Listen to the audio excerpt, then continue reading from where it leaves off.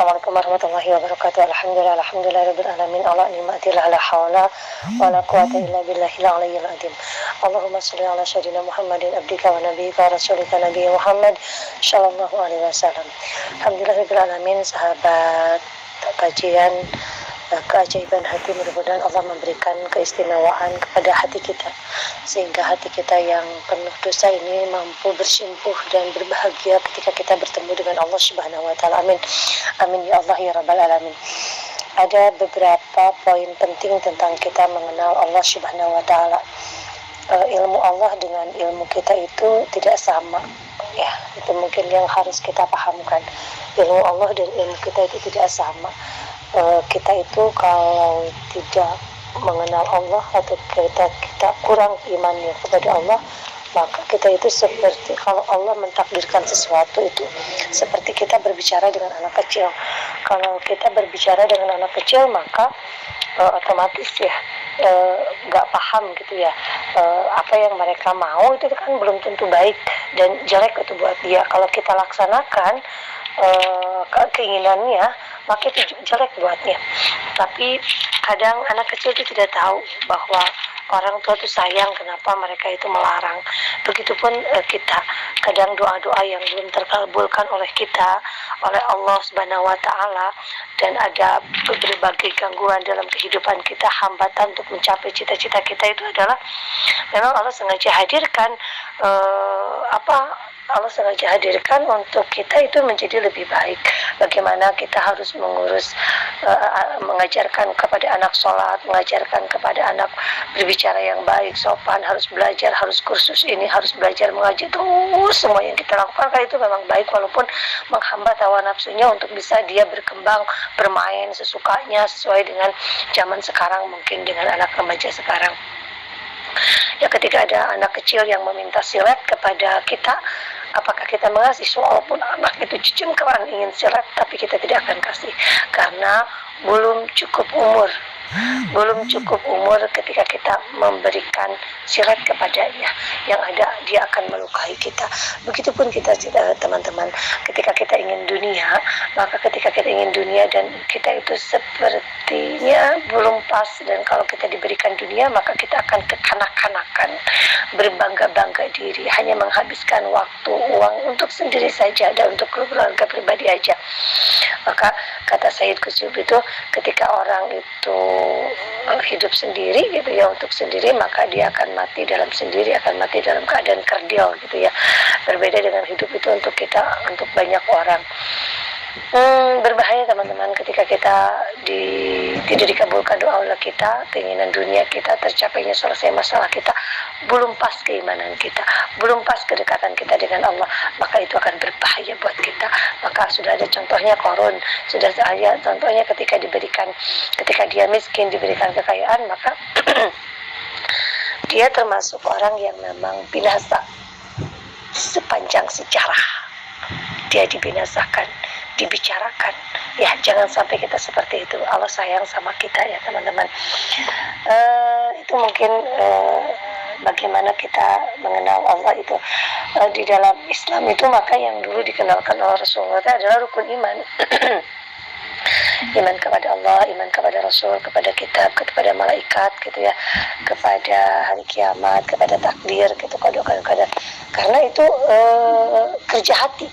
Jadi rukun iman itu kerja hati. Bagaimana kita percaya kepada Allah yang tidak terlihat, percaya kepada Rasul yang sudah meninggal, percaya kepada malaikat yang tidak terlihat, percaya hari akhir juga tidak terlihat. Itu bagaimana kita menggoncangkan, menguatkan hati kita dengan berbagai keadaan yang memang menuntut sesuai dengan tidak apa yang kita percayakan gitu ya.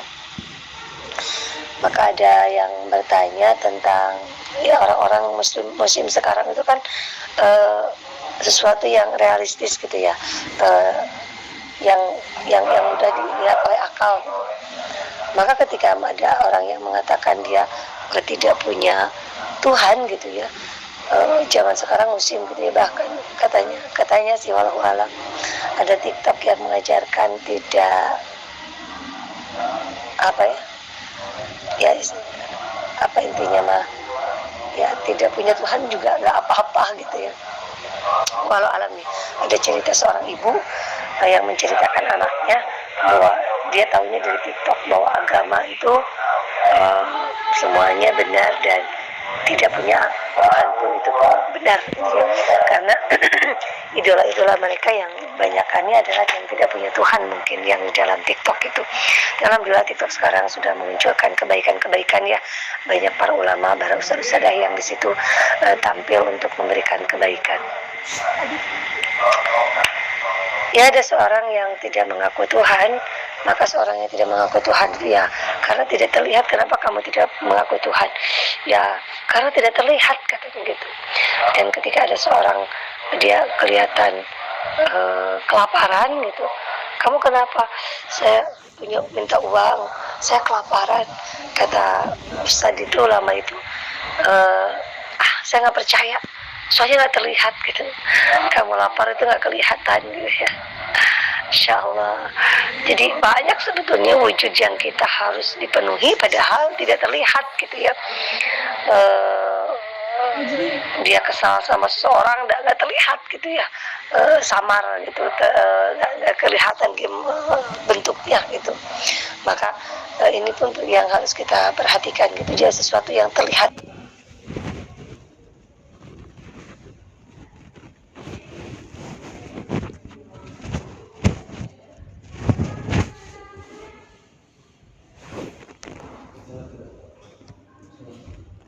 Kita perhatikan gitu, itu dia sesuatu yang terlihat itu justru yang dibutuhkan oleh kita. Kalau kita hanya melalui akal, maka iman itu adalah kerja hati ya teman-teman. Apa yang harus kita lakukan ketika kita pengen betul menyadari bahwa Allah itu adalah maha segalanya? Yang pertama adalah pahami kalau kita itu seorang hamba. Hamba itu adalah budak gitu ya. Seorang budak itu tidak seorang budak itu tidak ada kapasitas untuk mengatur majikannya. Seorang budak ini ya, seorang pembantu tidak ada kapasitas, ini harus kayak gini, rumah kamar ini harus di sini gitu ya, ibu harus beli ini, harus beli ini. Kita seorang pembantu tidak bisa mengatur majikannya gitu ya di dalam urusan rumah tangganya, kecuali mungkin menurut kalaupun usulan ya sesuai dengan keinginan majikannya gitu ya. Begitupun kita kalau usulan berarti doa, dan doa pun sesuai dengan keinginan Allah Subhanahu wa taala. Ketika kita menjadi seorang pekerja office boy, ketika kita menjadi office boy, dia mengatakan kepada bosnya, bos, kantor bos itu harus ada dekat rumah saya. Kalau kantor bos tidak dekat rumah saya, berarti saya tidak mau bekerja. Yakin, gitu ya. Di Tajong jika katanya ke bos. Nah, begitupun kita kadang tidak tahu diri ya, menjadi seorang hamba teh. Makanya banyak seorang yang tidak paham gitu kalau kita itu seorang hamba. Orang kaya yang tidak paham bahwa kita seorang hamba, orang pengusaha segala macam, apalagi yang tidak tahu diri.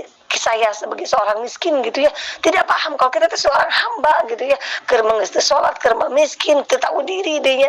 Maka ya Allah, itu yang ruginya dunia dan akhiratnya seperti itu gitu ya. Pahami gitu posisi diri kita. Bahkan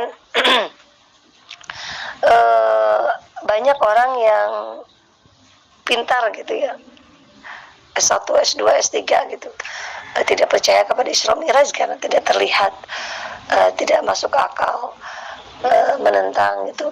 Terus ya tidak boleh berhijab gitu kan, itu hanya aturan adat orang Arab gitu ya. Padahal ketika kepintaran kita S1, S2, S3 gitu ya, mau dimanapun, mau di Amerika, mau di luar negeri manapun gitu, ketika kepintaran kita, bahkan ada nyamuk yang menggigit kita saja, itu kita sudah tidak berdaya. Terjadilah demam berdarah.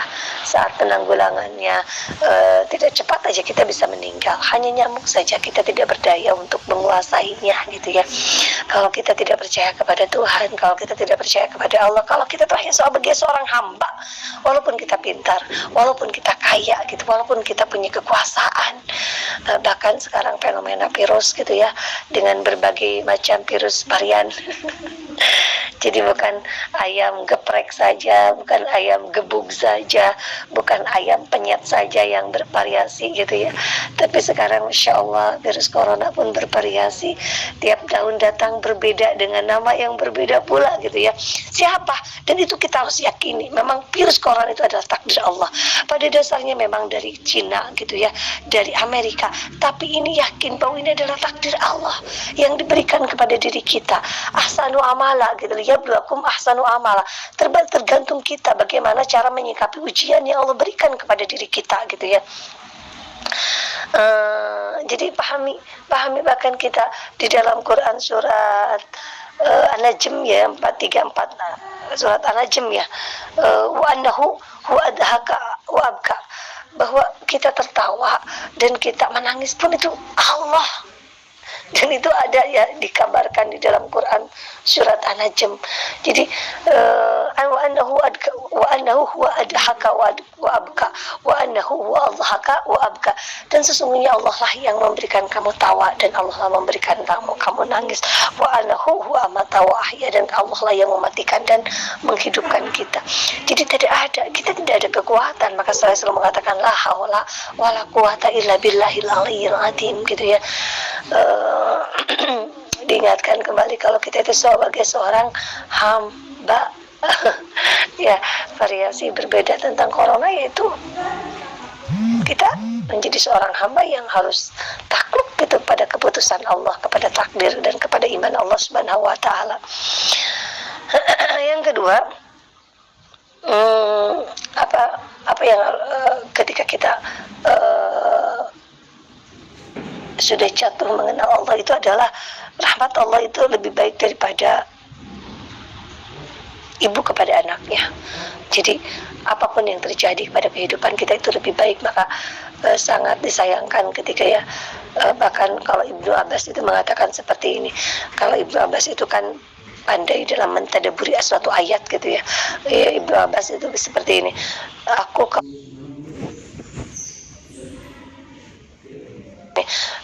kalau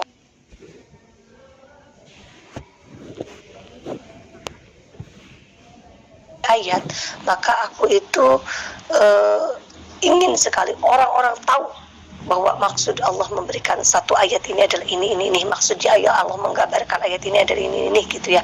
Ibnu Abbas mengatakan seperti itu. Menjadi pelajaran buat saya ketika kita sudah mengenal Allah, ketika kita mengenal satu ayat, baliguni walau ayah, sampaikanlah walau satu ayat. Maka tadi di nasihat As-Sabiq itu adalah satu, bagaimana peran kita hidup di dunia ini adalah bagaimana kita harus memperbaiki diri dengan terus kita mengenal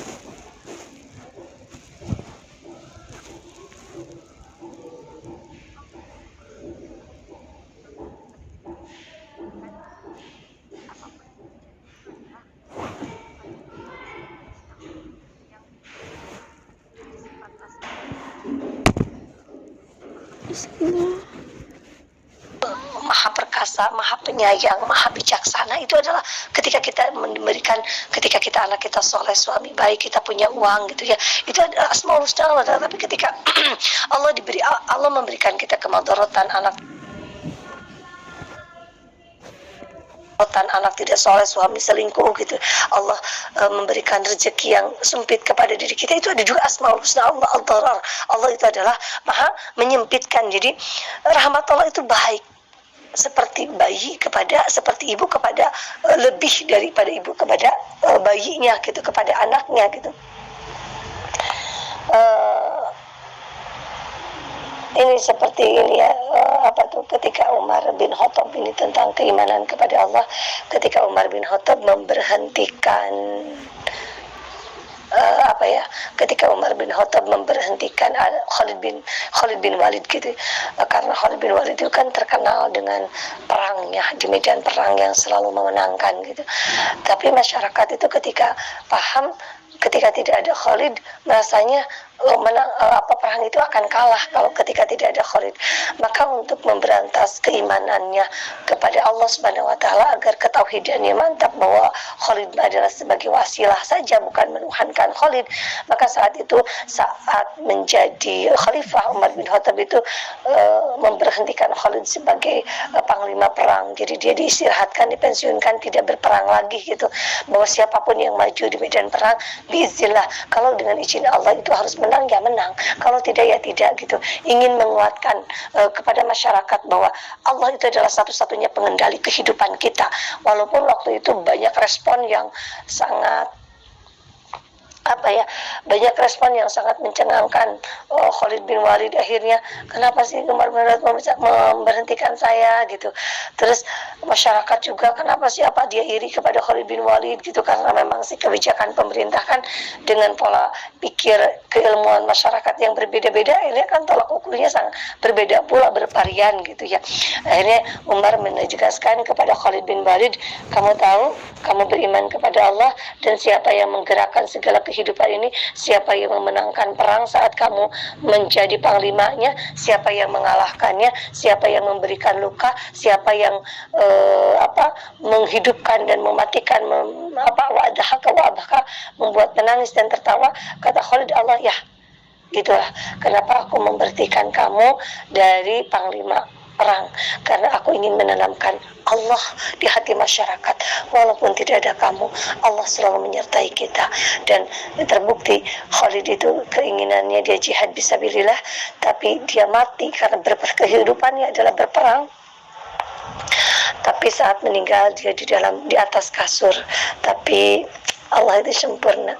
Di dalam Riyadhus Shalihin itu, apapun yang kita lakukan, kebiasaan apapun yang kita lakukan, maka ketika kita meninggal dan ketika kita sakit itu sesuai apa yang sering kita lakukan ya teman-teman. Ketika sakit nih, tidak bisa melakukan sholat tahajud, duha gitu ya, sholat sunnah-sunnah yang lainnya, sunnah puasa, maka Allah akan, ketika kita sakit, maka Allah akan berikan pahala seperti apa yang kita lakukan ketika kita sehat. Luar biasa ya teman-teman. Maka itulah ketauhidan yang sangat, jadi bukan sakitnya, bukan sehatnya, tapi memang ketakwaan kita ketika hati kita dekat dengan Allah Subhanahu wa taala. Yang ketiga adalah takdir yang buruk itu tidak ada sebetulnya. Semua takdir Allah baik, karena itu adalah pesan cinta yang Allah hadirkan buat kita. Kenapa kita mengatakan takdir itu buruk? Karena manusia itu minim ilmu. Ya kayak tadi, karena kita itu seperti berbicara kepada anak kecil, itu nyambung kalau ya, seperti dokter yang ingin mengamputasi manusia, wah semuanya kram gitu ya. Sepertinya ini adalah takdir yang jelek gitu ya. Ini ada kenapa Allah mengamputasi tangan saya gitu ya. Ini sepertinya takdir jelek. Ini menurut kacamata manusia, tapi menurut kacamata dokter, ini dokter dulu gitu ya, bukan Allah. Tapi menurut kacamata dokter, ini yang terbaik. Bila tidak diamputasi, maka virus menjalar ke otak, menjalar ke paru, akhirnya lumpuh semuanya dan tidak bisa memperdayakan kehidupannya. Kehidupan kita menggantungkan diri kepada orang lain. Tapi bila tangan saja yang diamputasi, semuanya sehat, maka kita pun bisa berjalan, bisa berpikir, bisa beraktivitas, bisa berjualan, bisa berumah tangga, apapun kita bisa lakukan. Bahkan ada orang yang tidak punya dua tangan, akhirnya dia bisa, karena dia ridho dan dia tidak percaya diri, akhirnya dia dinikahi oleh seorang pemuda soleh dan konglomerat. Kepercayaan diri itu, keyakinan kepada Allah menghasilkan jodoh yang baik. Itu baru menurut dokter. Menurut kita masalah, tapi menurut dokter itu adalah solusi.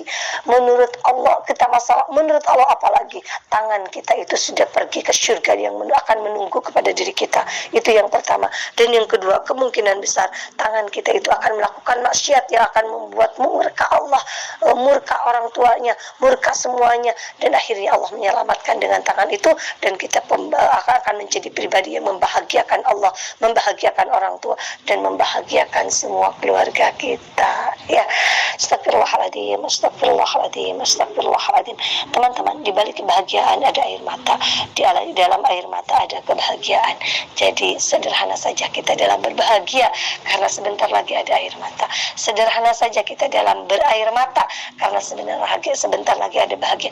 Fa inna ma'al usri yusra, inna ma'al usri yusra.